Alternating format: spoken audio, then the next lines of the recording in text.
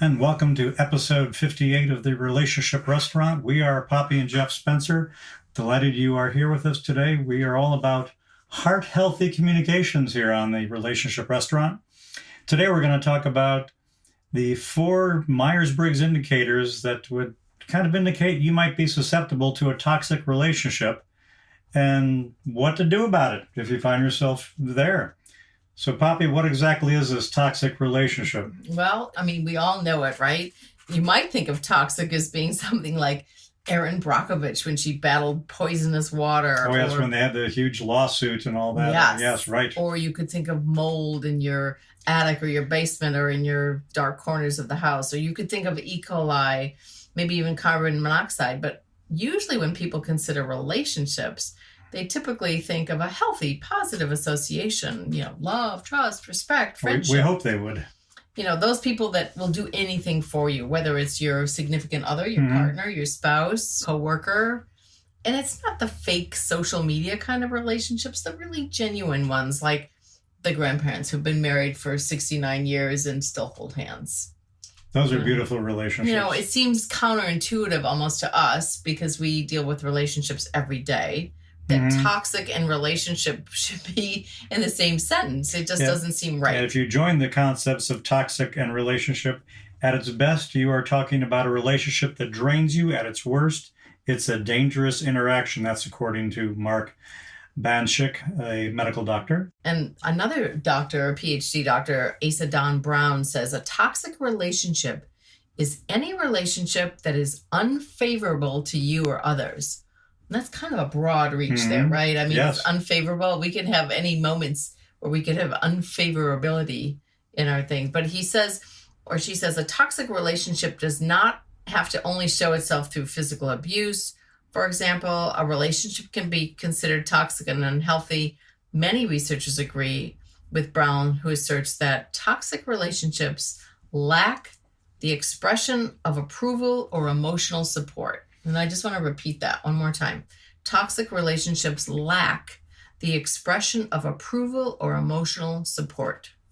Interesting thought, isn't it? Yeah. The toxicity in these relationships is kind of like how mold develops. It's not often easy to detect this. In relationships, the gradual toxic growth can have a whole kind of combination of poisonous properties. It can be things like condemnation, criticism, ongoing blame, a feeling of shame and disrespect, just to name a few. I know the Gottmans, John and Julie Gottman, for instance, say that contempt from their 4 horsemen's philosophy that they have, that they've trademarked, is contempt is the number one most toxic thing in a relationship. That's what causes most things to go south. You know how mold usually develops in crevices and cracks and tiny little dark places. And at first, for many months, it goes unnoticed. Well, that's the same thing that happens in relationships, too. The snarky comment here and there. It's very subtle. It is. It's often you don't even notice it. Right. It does seep into the conscious and unconscious of our human minds and hearts. Yeah, and we know that some personalities have a big problem seeing these warning signs in their own relationships if it might be toxic. They may be entering into this kind of relationship, or they might already be very much knee-deep in one. And those, for instance, in a relationship with a narcissist, may discover that their emotional toxins have not only been hidden by their partner, but they've also been told that they're responsible for creating that mold, that any unhealthy, any unwanted behavior in the relationship is usually the other person's fault, not the narcissist. And the most common behavior, I think, Poppy, in a toxic relationship is where one of both parties behave passive-aggressively. Usually someone's having these caustic remarks and sarcasm to tear the other person down. One or both might be stonewalling the other, where they're avoiding and we see that so often in our practice with couples who are conflict avoidant and they just... You have to hit it head on. Right. Or someone might be on the one end of or other of the scale of this narcissism spectrum scale, something that Craig Malkin developed. Or someone who exhibits traits of a personality disorder. We've seen a lot of this. People who can be a borderline personality disorder or an antisocial or anti-avoidant, anxious, just to name a few. So now we've dumped all this mold on our listeners, right? So what can we do about it? One of the things that we come up with being certified Myers Briggs practitioners is to understand the personality differences from our Myers Briggs. And it can shine a huge spotlight on those shadowy corners of our hearts and minds and give us the perspective to examine ourselves and our relationships, both our significant ones and our professional ones as well. Based on Carl Jung's theory of personality type, Catherine Cook Briggs and her daughter Isabel Myers Briggs, or Briggs Myers, excuse me, applied Jung's findings on personality type to people around them.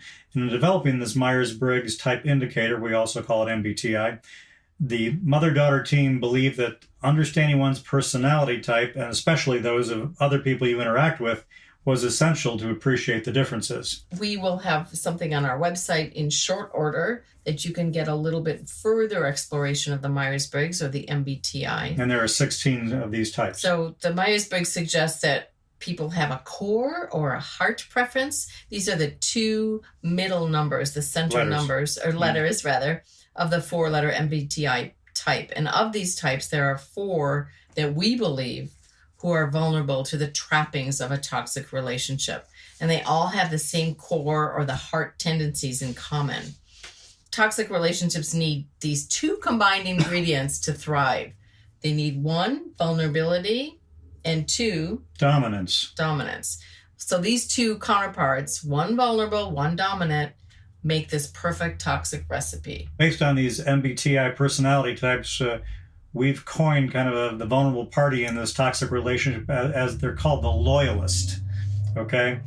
We call the dominant party in the toxic relationship the strategist.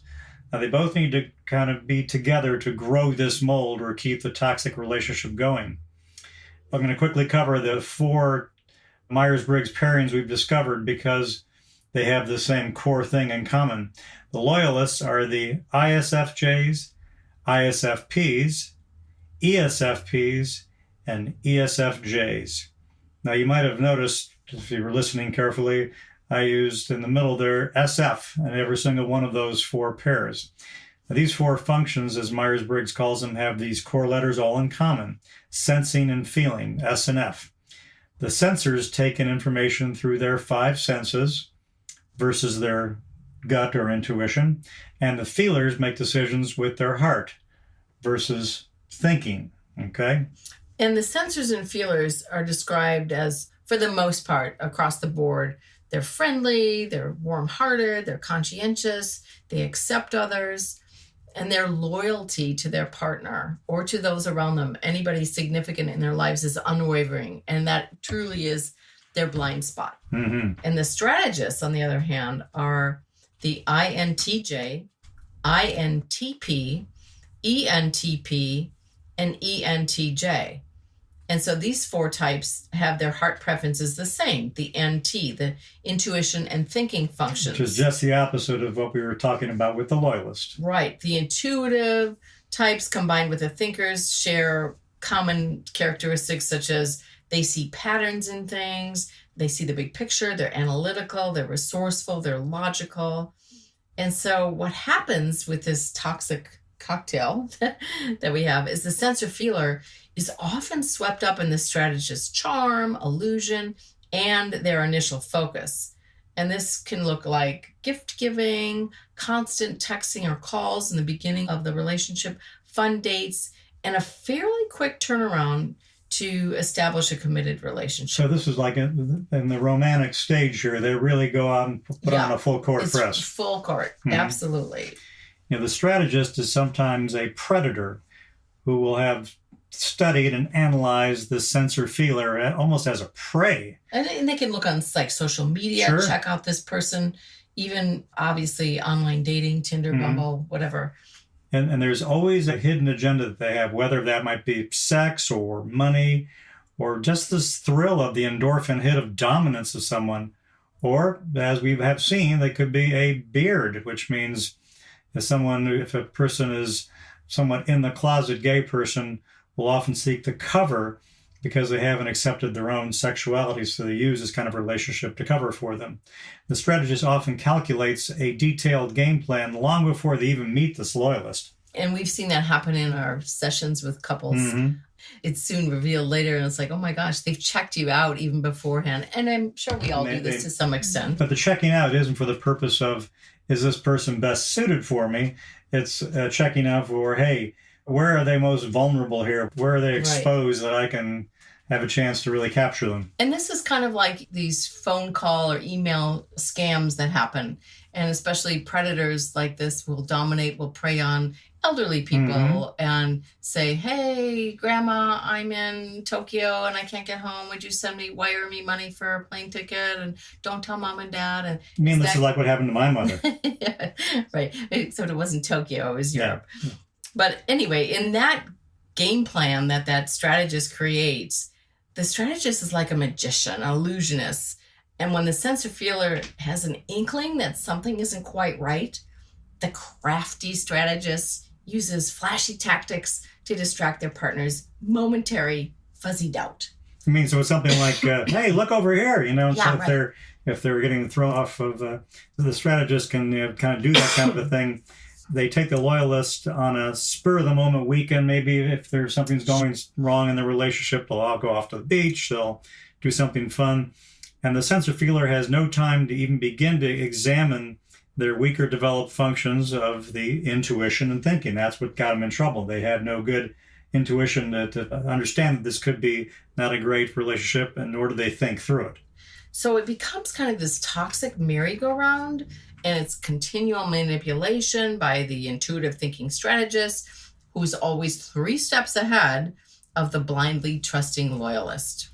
The strategist comes in first place, yay, for the art of discernment, while the loyalist doesn't even get an honorable mention. And some people have a hard time even beginning to understand this, Pops, how the idea of being 3 steps ahead. You never think of that kind of thing in a loving, good relationship. But when these toxic relationships, and we've seen this with some people with some of these disorders, their entire focus is the game, and to find ways to manipulate, find ways to, especially if the relationship goes away, they'll often put even a further push into doing harm to the other person, because that's just the way their mind works. Right. And the strategist will always look for the loyalist's Achilles heel. What is their weak point? The sensing feeling dichotomies, they don't see the red flags. And if they do, the strategist is always right there, schmoozing away with double talk, charm, and sometimes, and we've seen this happen sadly, is they often direct shame on the loyalist, who takes everything the strategist says is true. And we normally want to be trusting of people. Right. We want to have some vulnerabilities. Vulnerability is very important to make a relationship work. So, what we're asking here is not to distrust all people, not to shut down, but to be following your own gut and really understanding and thinking through these things. We talk a lot about this with our sensor feeler clients. We teach them the art of discernment, being able to piece apart those things. But the uber sensitive sensor feeler takes all the facts, because that's what they do. They gather in all the information, and then they sprinkle their own warmth on it. And even if the facts aren't really facts, the information is from their partner, whom they trust implicitly. So then it becomes a fact, right? Right. So in our counseling, we often hear frustrated clients ask, How did I miss this? I believed everything my partner said, including it was my fault for the thunderstorm that spoiled the family outing. Which Poppy and I were laughing about this when we were discussing this thought earlier, because you could actually blame someone for the weather. Yes. Because you could say, well, didn't you look at the weather report? Check the weather. Didn't you see that could have been a possibility? Which, again, both parties should have culpability in this. Right. Both parties, but again, that's the way that kind of dynamic works in a toxic relationship. The sensor feeler goes like, oh, I guess I forgot about that, and the strategist is one who always is pushing forward and doesn't even give the sensor feeler, the loyalist, the time to even think that kind of a thought. Right, and even just carrying that one step further in your example of the weather map. The dominant personality would say, well, you downloaded the weather app on your phone. Can't you read it? Can't you look at it? Why didn't you look at it? And it's that kind of berating and belittling that eats away and that chips away at the loyalist's heart. These sensor feelers really trust their feelings, too. If they have been blamed and made to feel badly, they immediately search for something to try to make it better. without pausing to question whether they were actually responsible for this transgression or not. Right, because they have a clear preference. This is somebody who has a clear preference for sensing and feeling. Their less dominant traits of intuition and thinking don't show up when they need them the most. And so this wreaks havoc on them as they don't have developed intuition and thinking, functions that account for how they take in information and make decisions. So if they're in the thick of it with their partner or their friend or their parent or their sibling, coworker, they aren't able to make that decision because they are overwhelmed. They take everything at face value, and they take these words and actions on absolute faith. And they are what? The huge people pleasers. That are people pleasers, which, again, you'll never succeed in pleasing the other party. The strategist will never be pleased. You'll always be falling short. Yeah, so lest you freak out. I'm freaked out already. This does not mean doomsday for personality types, trust us. So for the sensors and feelers who are comfortable taking in a flood of information, like the stock trader on the floor of the New York Stock Exchange, here are some solutions for the sensor feeling. First of all, you need to turn your gut wrench that you feel into a gut check. If you think you might be in this toxic relationship dynamic, where you are the sensor feeler, do a gut check and get some intel on your own intuition. And the gut check is the feeler's number one best asset. Grab one of our, we just created this because ready for you. It makes total sense. But grab one of our journals which says, "Am I nuts?" Which is one of those things where you just write down these different thoughts you have. It's a truth-seeking journal to reclaim the trust in yourself. You can email us and say you heard it here, and we'll be happy to send you one of our journals. And please include, of course, your mailing address. So you can email us at pg@poppyandjeff.com. That's POPPYANDGEOFF.com. And say, yep, send us an Am I Nuts journal. And Poppy and I were kidding around about this, but we were kidding on the square. The reason we're saying this is because this is one of the things that we've heard from clients who come in and say, I think I'm in a bad relationship here. And, am I nuts or, and then they follow up with whatever the thought is. I'd say it's 8 out of 10 clients say that. So the solution there is to do a gut check. You feel the gut wrench, acknowledge it, and do the gut check. Okay. The second thing is, do you hear what I hear? I feel like singing it. Yeah, right. Does what I'm saying, what I'm hearing make sense? And ideally, if you could be on the phone having this conversation, it would be better for this sensor feeler because you wouldn't have bombarding sensations coming at you all at once and really clouding your ability to think and process what's going on. So if you're on the phone, you should close your eyes. If you don't have that outside stimulation or distractions when you're taking in the information.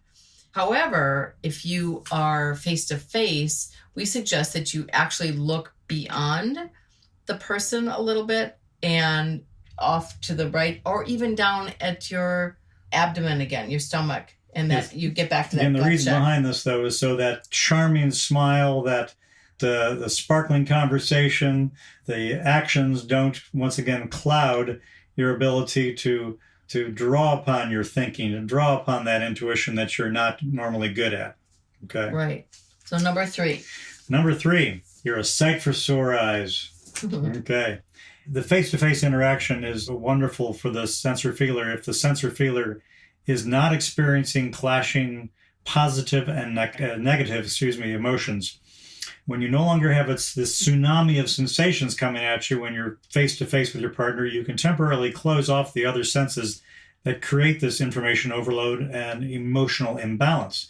You do this by communicating by text or by email so that your eyes can take in the information at leisure and on your own terms. And in fact, this is also a suggestion we've done with people when they've separated or divorced, where these dynamics are often a real problem, where we always insist that they don't do the face-to-face or live conversations. They have the opportunity to look at the information, think about it before they respond, because often the responses are emotional and illogical. Right, and they have the opportunity to check with someone as well. As well as their own gut. As well as their own gut. It always comes back to that feeler, the gut thing.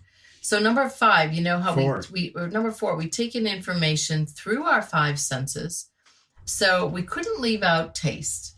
So what if something leaves, metaphorically, a bad taste in your mouth? I mean, seriously, think about it. Have you ever had a meal with your partner and the food doesn't taste right, but you remember it tasting better the last time you were at this restaurant or that you prepared it at home? Or you just don't have much of an appetite. Right. It could be that your taste buds are trying to cue you that your relationship is not healthy. Or, as Jeff just said, you don't have an appetite and you immediately dismiss it as something totally unrelated to your partner who's been chipping away at your resolve or at your confidence or your empowerment. And this is something that we just want you to shine a light on again there, to look at if something literally and figuratively doesn't taste right, step back and check the source on that.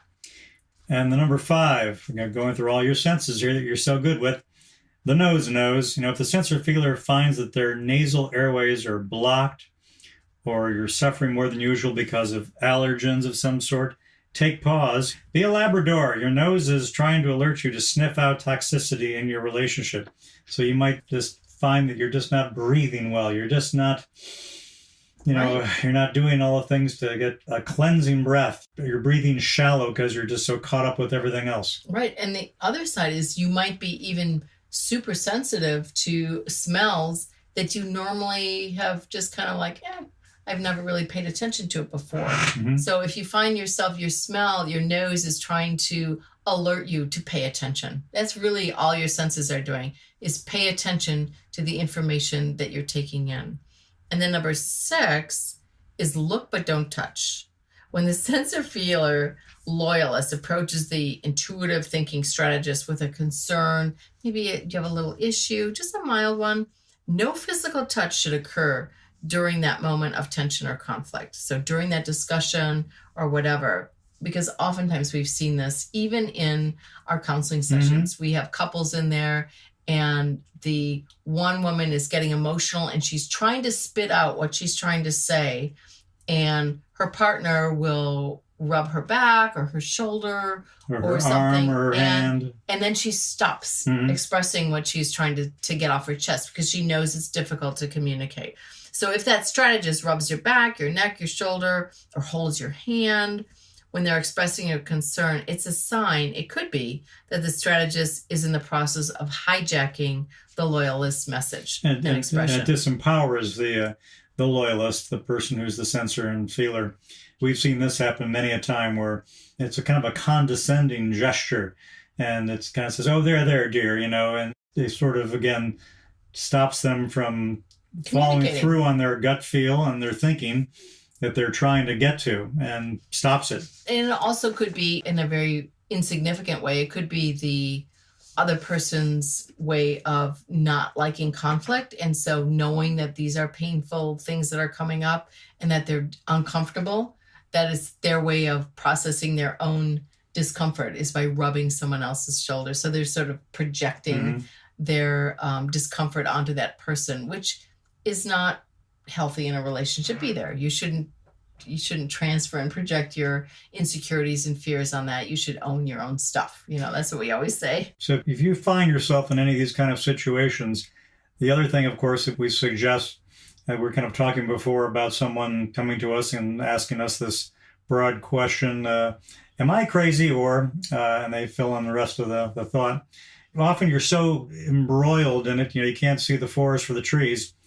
Coming to counselors like us, we can absolutely help you with that kind of a thought. We can be the third party that sits back and looks with you at this relationship and sees, is it a normal, healthy dynamic? Is the communication doing everything it's supposed to be doing? Are you in a safe place? And are you interacting in a healthy fashion? We can help you look at that and help you, first of all, understand your Myers Briggs if you haven't even gone that far. And are you fall into this category of a sensor feeler? And we can help define that for you as well. So feel free to reach out to us. Poppy and I always offer a 30-minute free consultation to see if we are good fits for each other. And again, you can reach us at our website, poppyandjeff.com, or the email, as Poppy said before, pg@poppyandjeff.com. And that's POPPYANDGEOFF. It's a British spelling of the name Jeff.